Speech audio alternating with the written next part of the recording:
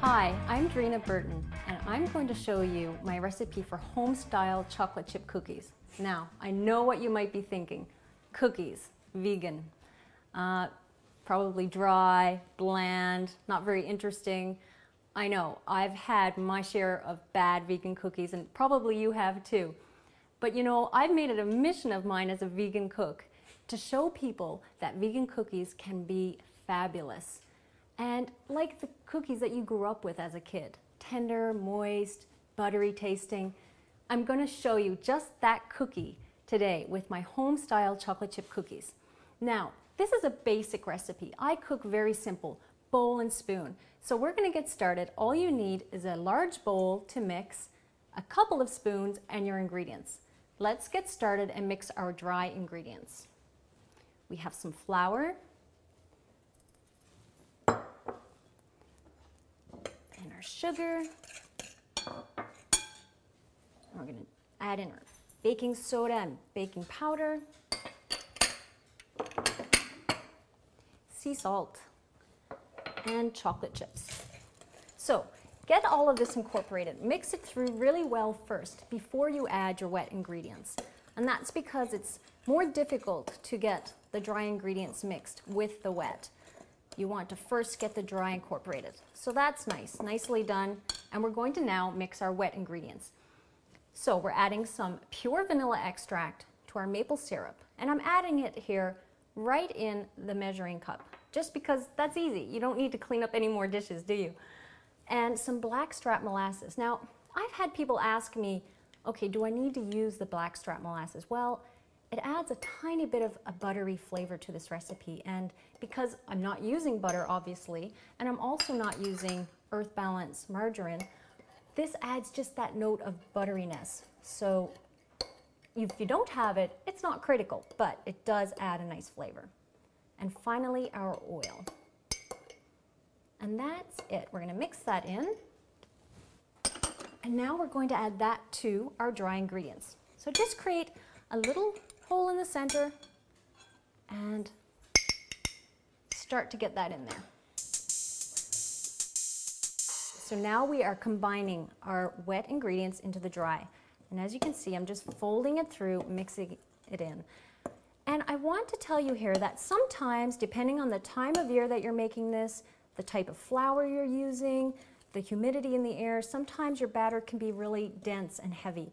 If it's very thick and not coming together, then just take a little bit extra canola oil and mix it with a little bit more maple syrup, like maybe a teaspoon or two of each, and add those in, and that will help it come together. And if it's a little too wet, just sprinkle in a touch more flour, and that will do it.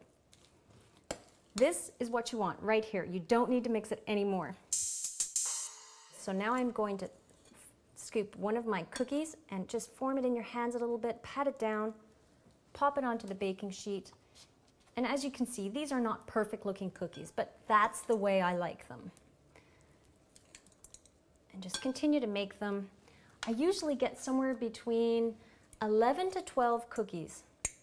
And that's a nice size batch. I've had a lot of people tell me that they like that batch because it's not too big, so they get a little treat for themselves, but they don't overdo it with cookies in one day. If you want more cookies, if you're someone that would prefer to have a batch turn out maybe 24 cookies, then just double the recipe. It's not a problem. I've had people write and tell me they've quadrupled this recipe, so do what you need. Also, if you would like to make some of the cookies smaller, if you're having a group and you just want bite-sized cookies, you can do that, make them a little smaller and bake them for a little less time though, maybe 10 minutes, 10 and a half minutes, because you don't want them to dry out. So there we go. I have, as I said, 11 to 12 cookies. I have 11 here. So some days you get 12, some days you get 11, depends on how you're forming them. And those few extra chocolate chips, well, you can eat them or you can pop them into your own cookie, whichever one you want. There we go. Now, that's it. That is how easy it is to make a fabulous vegan cookie. We're going to pop this into the oven and come back and show you just how great they are. Okay, our cookies are done. It's been 11 minutes. So we're going to pull these gems out of the oven. and they smell great. Now, this is just how you want them. They're a little soft to the touch, and they're just perfectly done. So bake 11 minutes and take them out. Don't bake them any longer or they'll dry out on you. And now we're gonna just let them cool for about a minute on the pan and get them onto the cooling rack. I'm just transferring the rest of these fabulous chocolate chip cookies to my cooling rack, and they are going to be ready to eat in just a moment. They will cool fairly quickly, so you can dig right in as soon as you want. And in fact, I'm going to do so now. You'll love these cookies. They will bring back that memory as a child of those tender, rich cookies that you used to love and you've been longing for as a vegan. So get a cookie, get yourself a cup of soy milk or a tea, and dig right in.